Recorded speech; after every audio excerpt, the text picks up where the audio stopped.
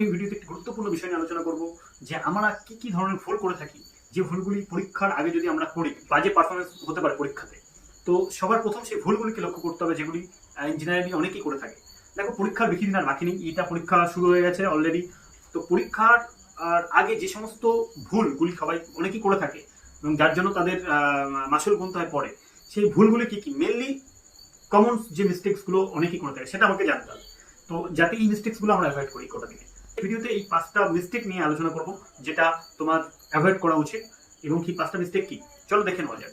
দেখো, প্রথম মিস্টেক যেটা সবাই করে থাকে সেটা হচ্ছে, প্রথম মিস্টেক কি, রিভিশন না দেওয়া। রিভিশন আমরা যেগুলো পড়েছি সেগুলোকে যদি না রিভিশন দিই তাহলে সেগুলো তো আমরা ভুলতে থাকছি, তাহলে নতুন যেগুলোই পড়ি না গেল সেগুলো আমাদের লাভ হবে না। কারণ আমরা যেগুলো পড়ে এসেছি সেগুলো যদি ভুলেই যাই তাহলে পরীক্ষাতে আলটিমেটলি পারফরমেন্স, পরীক্ষার একদিন দিন আগে গিয়ে দেখবো আমাদের মাথায় কিছুই নেই, সব বেকার হয়ে গেছে। তো সবার প্রথম এটা নিশ্চিত করো যে যতটুকু পড়েছো, যতটুকু সিলেবাস কমপ্লিট হয়েছে তোমার, সেটা তোমার হবে তো, মানে সেখান থেকে প্রশ্ন খেলে তুমি পারবে তো। যদি না পারো তাহলে সেই জায়গাগুলো আবার রিভিশন দাও, যদি পারো তাও আরেকবার করে রিভিশন দিয়ে নাও। কারণ রিভিশন পরীক্ষার আগে মোস্ট ইম্পর্টেন্ট, আমরা রিভিশনে সবচেয়ে বেশি ফোকাস করার দরকার। এবং এটার জন্য অনেকে হয়তো বলবে যে তাহলে আমাদের তো সিলেবাস কমপ্লিট হয়নি, আমরা কি রিভিশন দেবো। দেখো, সিলেবাস কমপ্লিট না হলে আমি তো আমার ভিডিও বানিয়েছি যে মোস্ট ইম্পর্টেন্ট টপিক্স যেগুলো আছে সেগুলোকে তুমি আগে পড়ো। সেটা আশা করি 10-15 দিনের মধ্যে আমি 10টা টপিক্স বলেছি। এই 10টা টপিক্স 10-15 দিন একটা দিনে দুটো তিনটে টপিক্স তুমি মুখস্থ করেই ফেলতে পারবে। যে 3-4 ঘন্টা তুমি বই নিয়ে বসো, 3-4 ঘন্টা মোর দ্যান এনাফ। যেহেতু বই নিয়ে বসার সুযোগ পাও তাহলে তুমি একটা দিনে দুটো তিনটে করে টপিক্স হামেশা মুখস্থ করে এবং সেটাকে রিভিশনও দিতে পারবে। পরের দিন যখনই বসবে সেটা আগের দিনে রিভিশনটা দিয়ে নেবে, ঠিক আছে। তো রিভিশন করার নিয়মও আমি এই চ্যানেল ভিডিওতেই আছে, আমি আপলোড করেছি আগে।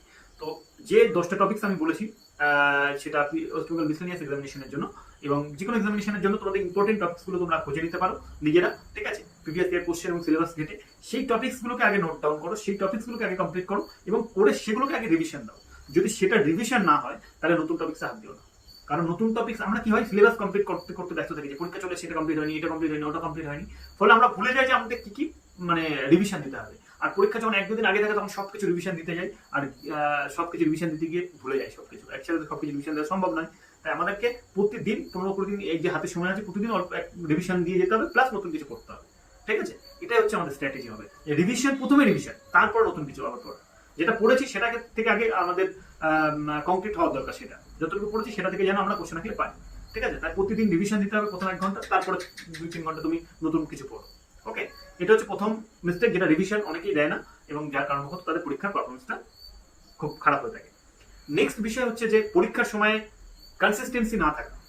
এই লাস্ট 1 মাস বা লাস্ট 15-20 দিনে যদি আমরা এখানেও কনসিস্টেন্সি না ধরে রাখতে পারি, হয়তো এমন হচ্ছে যে 2 দিন পড়লাম, আবার 2 দিন গ্যাপ দিয়ে কোনো হয়তো খেলাধুলো বা কোনো মুভমেন্ট নানান দিকে নানা রকম প্রোগ্রাম চলছে, সেই প্রোগ্রামের মধ্যে জড়িয়ে গেলাম, আবার 2 দিন পরে বসলাম। পরীক্ষার সময় যদি কনসিস্টেন্সি না থাকে তাহলে কোনোভাবেই কিন্তু তুমি এই সিলেবাস তো কমপ্লিট করা দূরে যাক, সবকিছু ভুলতে থাকবে। তো সবার প্রথম কাজ মর্নিংসে উঠে আগে নিজের পড়াশোনাটা করে নেওয়া, ঠিক আছে, তারপরে বাকি তুমি কাজে যুক্ত হতে পারো, ঠিক আছে। তো যে মিস্টেকটা সবাই করে সেটা হচ্ছে কনসিস্টেন্সি না ধরে রাখা। কারণ অন্তত লাস্ট 1 মাস তোমার কনসিস্টেন্সি থাকা উচিত, প্রতিদিন পড়তে হবে এবং প্রতিদিন কিছু হলেও পড়তে হবে। যদি কোনোদিন না সময় থাকে অ্যাটলিস্ট তুমি 2 ঘন্টা পড়ো, অ্যাটলিস্ট 1 ঘন্টা পড়ো, কিন্তু পড়তে হবে, প্রতিদিন কিছু না কিছু পড়তে হবে, এটা মাথায় রাখতে হবে, ঠিক আছে। এই ভুলটা সবাই করে যে পরীক্ষার সময় 2 দিন পড়লাম, একদিন পড়লাম, তারপর আবার মিস হয়ে গেল। কারণ 2 দিন কেন পড়লাম, কারণ অনেক বেশি পড়ে ফেললাম, 3-4 ঘন্টা 14-15 ঘন্টা পড়ে ফেললাম, পরের দিন পড়া হলো না, পরের দিন পড়তেই মানে এনার্জি আসলো না। সুতরাং অল্প করে পড়ো, 5-6 ঘন্টা 7 ঘন্টা 8 ঘন্টা যতটা তোমার কমফোর্টেবলি তুমি পড়তে পারো সেটা পড়ো, মোর দ্যান এনাফ সেটাই, কিন্তু সেটা রেগুলার পড়ো, ঠিক আছে। এটাই এটা চাও, কনসিস্টেন্সি কিন্তু একটা বিরাট বড় ব্যাপার। যদি সেটা কিভাবে মেনটেন করা যায় যদি সেটা জানতে চাও তাহলে তোমরা কমেন্ট করো, আমি এর উপর নেক্সট ভিডিও আনবো, ঠিক আছে। তো চলো, নেক্সট হচ্ছে যেটা, যে পরীক্ষার সময় ডেসক্রিপটিভ পড়তে থাকা, এমসিকিউ সলভ না করা। অনেকে কি হয় যে ডেসক্রিপটিভ বই থেকে জিকে পড়েই যাচ্ছে, জেনারেল নলেজ পড়তেই থাকছে, ঠিক আছে, সিলেবাস ধরে। কিন্তু পরীক্ষায় তো আমাদের আসছে এমসিকিউ কোশ্চেন এবং নতুন নতুন এমন কিছু এমসিকিউ কোশ্চেন হয় না যেগুলো ডেসক্রিপটিভ বইতে পড়ে আমরা জাস্ট বুঝতে পারবো না, সেটা আমরা এমসিকিউ সলভ করতে হবে, তবেই আমরা অ্যানালাইসিস করে ওটাকে বের করতে পারবো। সুতরাং যারা এমসিকিউ এখনো অব্দি সলভ করেনি তাদেরকে কিন্তু এমসিকিউ সলভ করতে হবে এই কটা দিনে। বিভিন্ন রকম টপিক্সের মোস্ট ইম্পর্টেন্ট টপিক্স গুলো আছে সেগুলোর উপর এমসিকিউ সলভ করো, ঠিক আছে। তো এমসিকিউ সলভ না করাটা কিন্তু একটা বিরাট বড় মিস্টেক। অন্তত পক্ষে ওয়েস্ট বেঙ্গল পিএসসি এক্সামিনেশনের জন্য বা যে কোনো এক্সামিনেশনের জন্য এমসিকিউ সলভ করতে হবে, তোমাকে প্র্যাকটিস করতে হবে, যেটা মোদ্দা কথা, ঠিক আছে। কোশ্চেন প্র্যাকটিস করতে হবে, যে কোশ্চেনটা পরীক্ষায় আসছে। ডেসক্রিপটিভ পড়ে তো তুমি হারিয়ে যেতে পারো একদম, ঠিক আছে। তো এমসিকিউ যদি না প্র্যাকটিস করে থাকো, এটা সময় হচ্ছে এমসিকিউ প্র্যাকটিস করার পরীক্ষার আগে দিনগুলোতে, ওকে। নেক্সট হচ্ছে 4 নম্বর যে ভুলটা সবাই করে হচ্ছে, দেখো যাদের টাইম ম্যানেজমেন্ট হয় না, অনেক টাইম সময় লাগে, তাদের জন্য মক টেস্ট দেওয়াটা অনেক জরুরি। কারণ মক টেস্টই একমাত্র উপায় যে তোমার টাইম ম্যানেজমেন্ট হবে মক টেস্টে, কতটা টাইমের মধ্যে কমপ্লিট করতে পারছো এবং কেমন স্কোর করতে পারছো। তুমি যদি মক টেস্ট কখনো না দিয়ে থাকো, তোমার কোনটা দুর্বল জায়গা কোনটা স্ট্রং জায়গা যদি না জেনে থাকো, তাহলে তোমাকে অবশ্যই মক টেস্ট দেওয়া, এবং মক টেস্ট দিতেই হবে। সেটা সেন্ট্রাল পরীক্ষাতে তো অনেক বেশি দিতে হয়, এবং স্টেটের পরীক্ষাতে কম দাও, দুটো মানে সপ্তাহে একটা দুটো দাও, কিন্তু দিতেই হবে। তার মক টেস্ট তোমাকে বলে দেবে তোমার কোনটা উইক পয়েন্ট কোনটা স্ট্রং, ঠিক আছে। তাছাড়া তুমি টাইমের মধ্যে কমপ্লিট করতে পারছো কেন। তো মক টেস্ট না দেওয়াটা কিন্তু একটা বিরাট বড় মিস্টেক। টেস্ট দিতে হবে। মক টেস্ট কোথা থেকে পাবে? কোনো অনলাইন ওয়েবসাইটে দিও না, কারণ তোমার অফলাইনে পরীক্ষা হবে, তুমি কেন অনলাইনে দিতে হবে।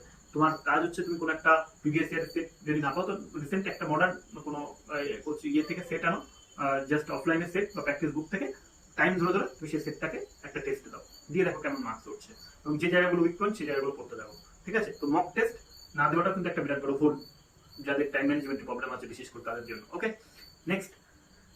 নেক্সট হচ্ছে 5 নম্বর যে ভুলটা সবাই করে থাকে, সেটা হচ্ছে যে একাধিক বই থেকে বা একাধিক জায়গা থেকে এই পরীক্ষার সময় বিভিন্ন রকম মানুষজন বিভিন্ন রকম বই থেকে পড়তে থাকে, এবং সেই বইগুলো থেকে নোটস থেকে পড়তে থাকে, এক জায়গায় করে সেগুলো থেকে নোটস তৈরি করে। পরীক্ষার সময় কোনো নোটস তৈরি নয়, প্রথম কথা। পরীক্ষার সময় কোনো নোটস তৈরি না, যা আছে তুমি হয় মোবাইলে সেভ করে নাও, নতুবা একটা পেজ নাম্বার লিখে রাখো, কোন বইতে আছে সেটা লিখে রাখো, ঠিক আছে। বা তুলে নাও, মোবাইলে ফটো তুলে নাও, তাও ভালো। বা প্রিন্ট আউট করে জেরক্স করে নাও, কোনো বইতে যদি ভালো কিছু থাকে, ঠিক আছে। সব বই থেকে পড়তে যাও না, প্রথম কথা একটা বই থেকে পড়ার চেষ্টা করো। তুমি যদি ডেসক্রিপটিভ যেখান থেকে পড়ছো সেখান থেকেই পড়ো। আর যদি সেই বইতে না থাকে, তো অন্য বইতে থাকে, তাহলে সেটা থেকে তুমি অন্তত এই পরীক্ষার সময় যদি অল্প নোটস হয়, ছোট অল্প নোটস করে নাও। কিন্তু দেখে যাচ্ছে একটা বিরাট বড় চ্যাপ্টার তুমি নোটস করতে বসে গেলে, এটা সবচেয়ে বড় ভুল। পরীক্ষার সময় কোনো নোটস চলে না, যত সম্ভব চেষ্টা করো একটা বই থেকে পড়া, যা আছে সেটাই পড়া, নতুবা দ্বিতীয় কোনো বই থাকলে সেখান থেকে জেরক্স করে নাও, নাহলে ফটো তুলে নাও, পিডিএফ বানিয়ে নাও, এইভাবে পড়তে হবে, ঠিক আছে। নোটস করাটাও একটা বিরাট বড় ভুল। আর একাধিক বই থেকে পড়া পরীক্ষার সময়, তাহলে তো হয়েই গেল, তুমি রিভিশন কিছুই থাকবে না, বিভিন্ন রকম বই থেকে পড়ে পুরো পাজল হয়ে যাবে। তো এই ভুলগুলো হচ্ছে জেনারেল মিস্টেক, যেগুলো সবাই করে থাকে, তো সেটা তোমাকে অ্যাভয়েড করতে হবে। আর নেক্সট হচ্ছে এই সময়টাতে ফিজিক্যাল এক্সারসাইজ না করাটা একটা বিরাট বড় মিস্টেক আমি মনে করি। ফিজিক্যাল এক্সারসাইজ করতে হবে তোমাকে সকালে উঠে বা সন্ধ্যাতে, যাতে এটা তোমাকে অ্যাক্টিভ রাখবে।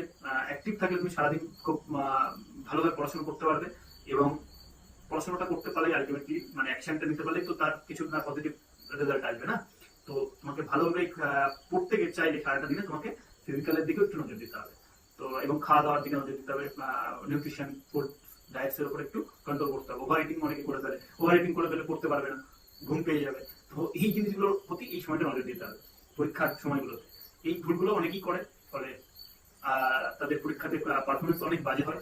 তো এই মিস্টেকগুলো আমি যাতে তোমাদের না হয়, সেই জন্যই এগুলোকে তোমরা অ্যাভয়েড করবে, ঠিক আছে। তো আজকে ভিডিওতে এই অবধি, নেক্সট ভিডিওতে আবার দেখা হচ্ছে।